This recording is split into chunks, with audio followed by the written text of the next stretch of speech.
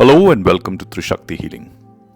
On this Gita Jayanti, I, Sai Kumar Chandran, your trusted philosopher, guide and friend, have worked on some themes from Bhagavad Gita to stay human and become better. Mind it, these are just but some themes taken from the ocean of Bhagavad Gita and Sri Krishna's teaching. Remember, knowing and living with the Bhagavad Gita simply and fully is to learn it in specific parts, but to understand it in its entirety.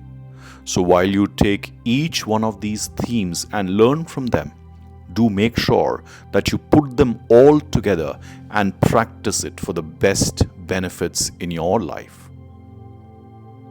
Theme 1. Call out to your Ishta Devata, surrender and receive. Arjuna's trembling, fears, and total paralysis are not a shameful start. They are but an honest confession in front of Krishna. He then went on to unconditionally surrender to Krishna. The forceful impact of God's guidance begins when a human finally admits, I cannot see the way. We collapse not because we are weak, but because we confront something larger than our current clarity. Krishna does not offer sympathy. He offers perspectives that liberate. The fall becomes the doorway to Dharma and God's way. Admit to Krishna, Shiva, Devi, whoever is your Ishta Devata, and surrender your life and ego for true guidance to come into your life. Theme 2. The Immortal Self, Sankhya's first clarity for spiritual grounding. Krishna offers clarity. He cuts straight to the core. The soul or the eternal self is unborn, unchanging, and not slain when the body is slain. This single insight can destroy fear of death at its roots and eliminate our identification with the source of our ego and all attachment, the body. Most of our anxieties come from identifying with what perishes, especially the body. Krishna's medicine is sharp. Know and hold on to the imperishable. Once you know you are the Atman, life's chaos becomes manageable, not fatal. Theme 3. Karma Yoga, action as per Dharma without attachment for excellence. Krishna reframes work as worship, a pursuit for excellence and perfection. Action is compulsory. Even inaction becomes another form of action. So, the wise act without clinging to outcomes, performing duties with inner purity. This is adulthood according to Krishna. Offer the work and drop the rest. When ego stops interfering, your work becomes lighter and your life becomes cleaner. This is karmic shuddhi. Sudden peace comes from doing the right thing as per our dharma consistently. So it is for lasting peace. Theme 4. Jnana through karma, when knowledge purifies action. Krishna reveals that his coming was due to extensive ignorance and ajnana. He further explains that true knowledge burns ignorance the way fire burns fuel. Knowledge here is not bookish, it is a clearly unseeing that truthful action is dharmic and done with detachment and no ego. When this jnana enters, action becomes aligned, pure, precise, and stable. The confused person works in circles, wanting and jumping from this to that. The karma yogi performs actions and receives whatever comes his or her way. Krishna's call to all humans is intelligent, detached actions, not mechanical routines or hurried, frenzied actions. Theme 5. Internal renunciation, the true moksha. Krishna demolishes the fantasy that running away to the hills or forest is renunciation or helps attaining moksha. Real sannyasa is doing what must be done without the sticky sense of I and mine. Just like the lotus leaf stays untouched by water, the wise perform their duties truthfully and remain unaffected by their actions or the fruits. Renunciation is not retiring from life, it is retiring from ego. Once ego withdraws, every action becomes clean, light, and liberating. This is real sannyasa and moksha. Theme 6. Dhyana Yoga, mind as friend or enemy, is in your hands and in your actions. Krishna's psychological solution and precision is timeless. The mind can elevate you or sabotage you. If not disciplined, it becomes your greatest enemy. If trained, it becomes your loyal ally. Meditation isn't about sitting with eyes closed and escaping the world. His direction is about governing your inner world first through egoless, conscious action and then through conscious detachment from ego and results. Krishna's method is simple. Whenever the mind wanders from the truth, bring it back again and again. Progress in dhyana is consistency and repetition, not perfection. Perfection is a mere outcome of excellence in and through repetition. Theme 7. Jnana Vijnana. Krishna comes to those who truly want him, not his gifts. Krishna reveals that a sadhak's cleverness won't get them to Krishna. The world's illusion binds and blinds those who depend solely on intellect or desire, which is worldly gains and relief from suffering, as a drive to approach divine. The wise sadhak takes refuge in the divine and moves through life with quiet confidence. This is Krishna's cosmic map, which binds you, what frees you, and who stands behind it all. Build your faith in divine as a clean anchoring, not as an instrument to serve your purpose. This will truly put your life in rhythm. Theme 8. Akshara Brahma. Live with the consciousness of divine. Krishna explains what survives death and what doesn't. The body falls, the Atman continues. This is where Krishna instructs, remember me at death.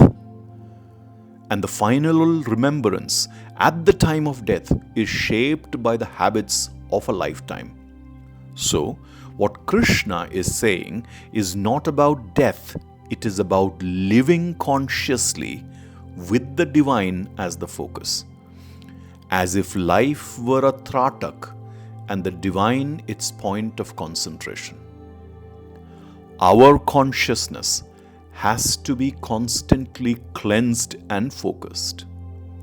Krishna teaches that the only worthy focus is the divine. Theme 9.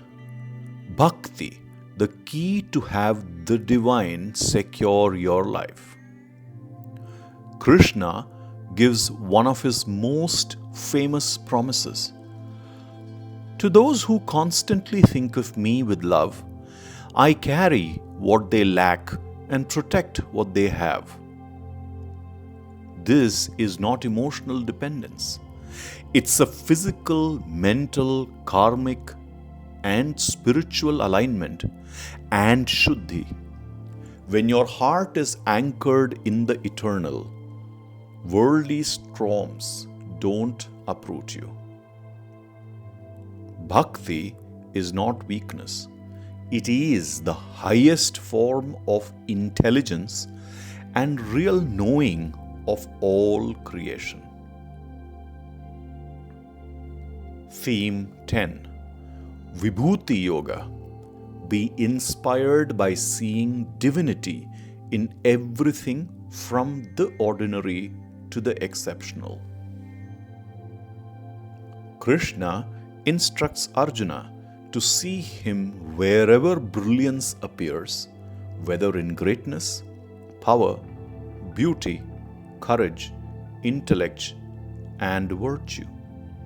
He also encourages Arjuna to see him in things that we take for granted, like qualities, habits, books, everyday things, and elements. When you recognize everything from the ordinary to exceptional as a spark of the divine, arrogance drops and appreciation rises. This teaches spiritual vision. Life stops being random, it becomes sacred. Krishna's or divine presence is not confined to temples. It shines in every aspect and act of life. Every moment is divine consciousness. Use it fully. Theme 11. Vishwarupa Darshana. All life in one, from the terrible to the beautiful, all is one. For Arjuna to see Krishna's universal form, divine sight was required. What he beholds is overwhelming. Creation, preservation, and destruction happening simultaneously. This vision is not meant to frighten, but to awaken. Krishna offers the divine vision to all of us through his clarification of Karma Yoga, Dhyana Yoga, and Bhakti Yoga. The world is vast, governed by laws beyond personal preferences. Humility becomes natural when you see your place in the cosmic tide and practice the three yogas. Control is a myth, alignment is wisdom. Karma Yoga, Dhyana Yoga, and Bhakti Yoga are the path of alignment with divine. Theme 12. Bhakti Yoga, the qualities of a mature devotee. Krishna lists qualities that anchor devotion: non-hatred, friendliness, humility, forgiveness, self-mastery, and unwavering steadiness. These are not decorative virtues. These are psychological, sociological, and spiritual strengths. A devotee is not a fragile, emotional seeker. A sadhak or devotee is dhrida, which is stable, reliable, and fearless, and Karunamai, that is compassionate. Krishna's ideal bhakta is a blueprint for spiritual adulthood. Character or charitra is the true offering to the divine. A sadhak must obtain dridhata and karuna, the spiritual adulthood. Theme 13. Kshetra, Kshetrajna. Knowing the body versus knower or soul is the real wisdom of life. Krishna distinguishes between the body, Kshetra, and the knower of the body, the Kshetrajna. Confusion begins when we mistake the field for the farmer or our body to be the reality. The field or body constantly changes. The soul or knower remains. When you understand this, attachment loosens naturally. This is the only way one can become a drishta or sakshi or observer of life.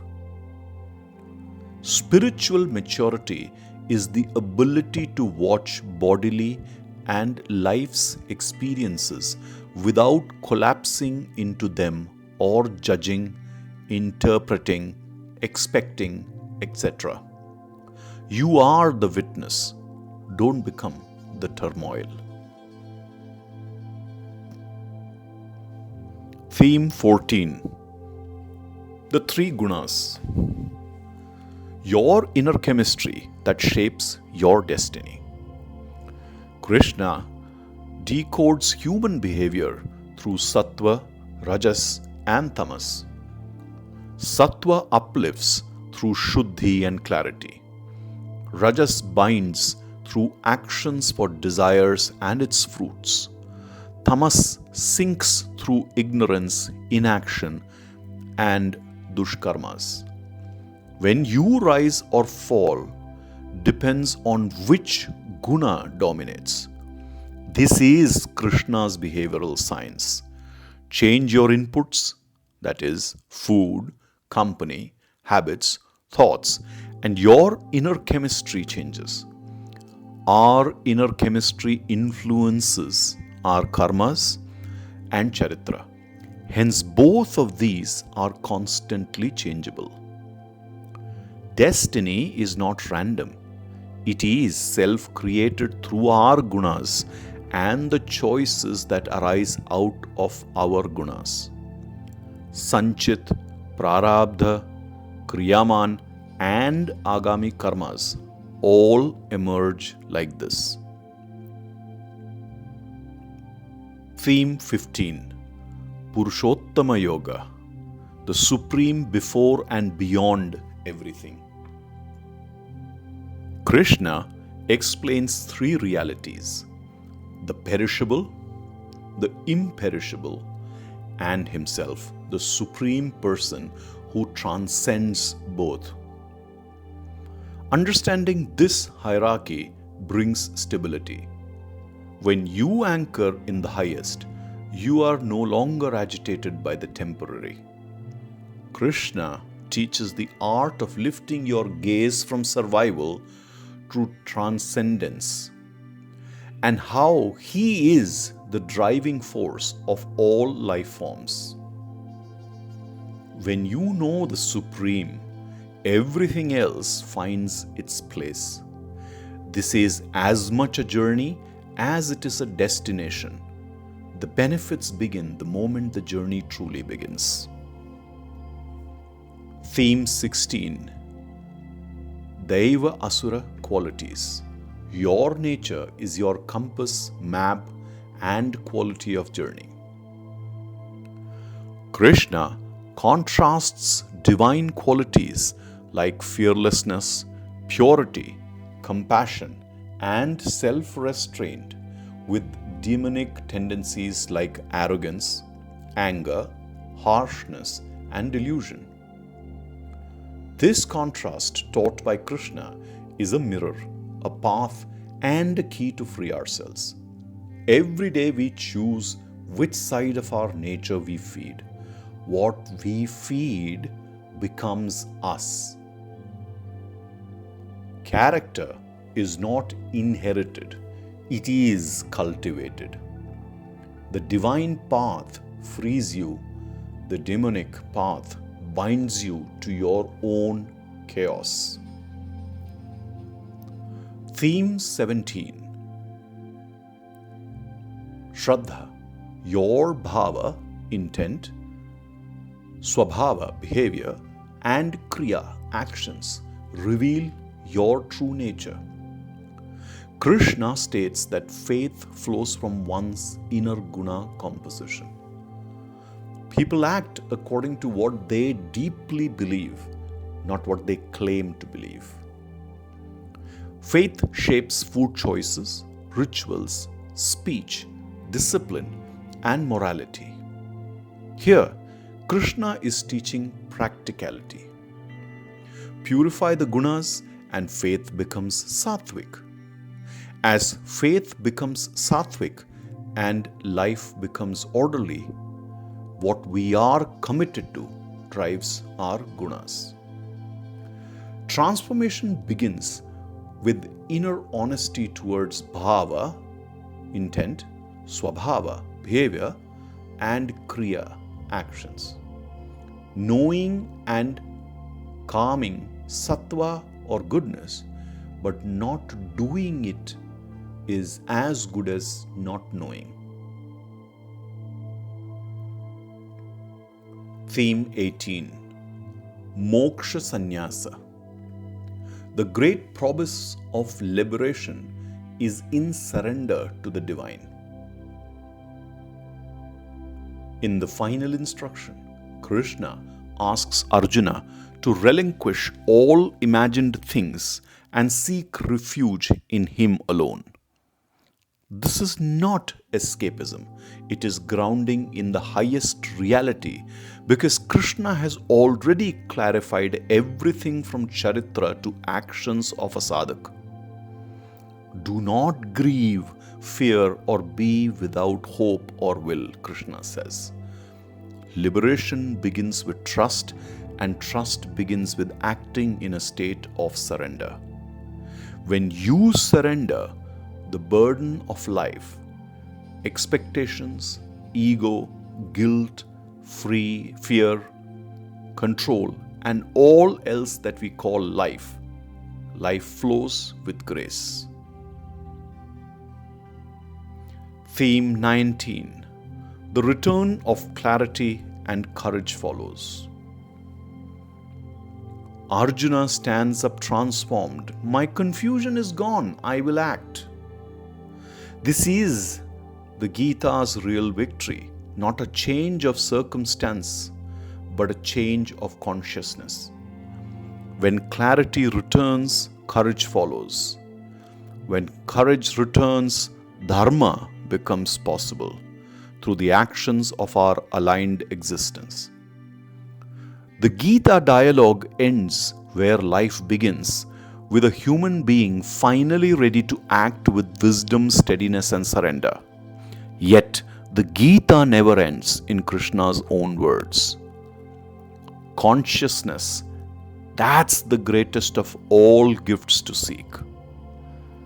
In it are hidden the divine, the path to divine, true liberations, and living in that state of liberation only to return to the divine as divine.